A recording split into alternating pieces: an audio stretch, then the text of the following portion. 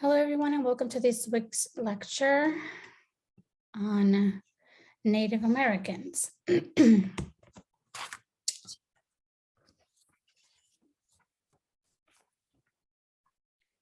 first incidences that the reading talked about was the battle at Wounded Knee, where the ghost dance had been identified as a threat by the dominant society.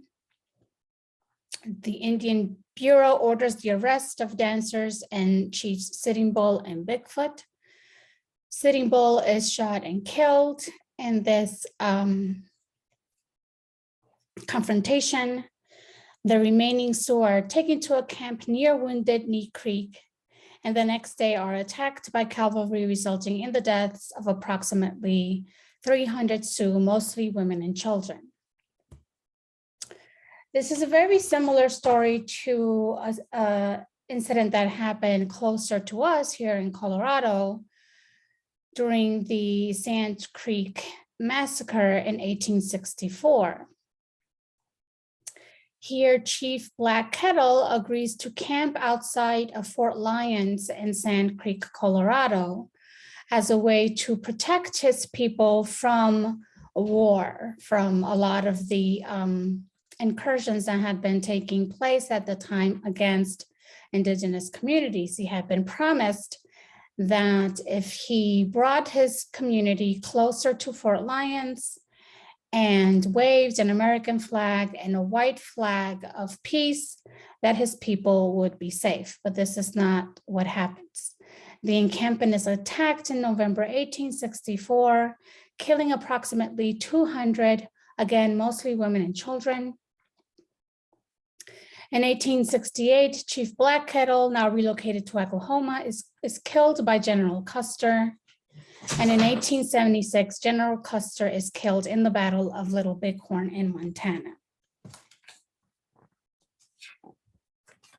So what you see from these incidences is not just sort of the back and forth hostility and violence that is happening, but that in many of these situations, if not in most of them, these Indigenous communities are being attacked full on from a warlike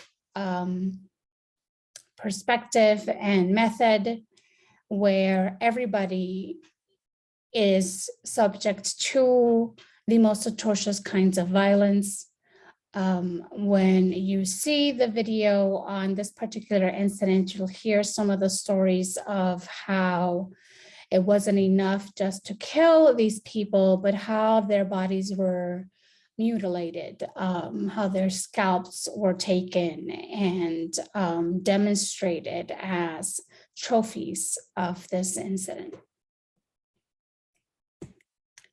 The reading also talked about this sort of question that kept coming up for the leadership in the US of what to do with the Indigenous population. First, we see the reading talking about Francis Walker, who was the Commissioner of Indian Affairs in the 1870s. Walker believed that the solution to the quote unquote Indian problem was not to annihilate them, but to create a peace policy whereby they would all be provided for in reservations and put on the path to assimilation. He believed in social engineering, that government should scientifically manage the welfare of Indians,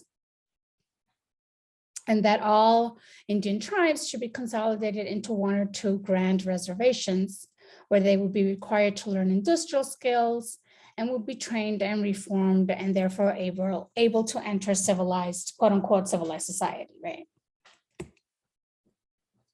Instead, what the government actually puts into place is the Dawes Act of 1887, where land allotments will be assigned to individual heads of families in the amount of 160 acres. The goal was to turn them into individual landowners. Surplus reservation land will be available for sale to white settlers. The idea was that the Indigenous population will learn habits of thrift and industry from their white neighbors. And although citizenship was proposed, it did not pass in Congress at this point as part of this act. In 1902, the law required that allotments be sold when the Indian owners died. So even though with this act, the idea behind it was that some protections would be put in place. As we saw in the reading, the law keeps changing and being amended to benefit white potential landowners. So the idea behind this allotment plan was to destroy tribal living, communal living in tribal communities and turn them into more of an individualistic kind of culture and tradition where there's a head of household, there's one family, they all live in a particular piece of land, they own that piece of land, and that's it. There isn't sort of a communal kind of living in perspective.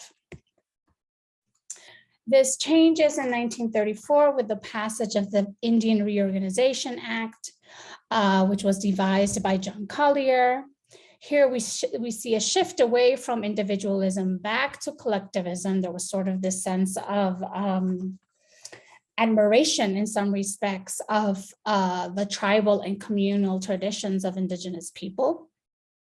So the allotment program is ended. Federal funding is provided for tribes to purchase land. And for the first time, tribes are allowed to create their own form of self-government.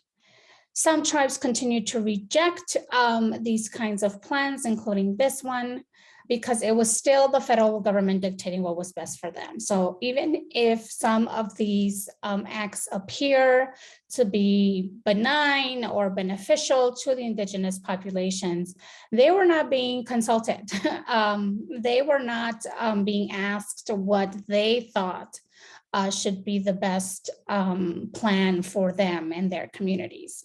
It was still this paternalistic relationship that the government had towards them, feeling like somehow the US government knew better, right, than the indigenous populations themselves, what was the best plan for them. So this ends our lecture for this week. I look forward to seeing your comments in the discussion section.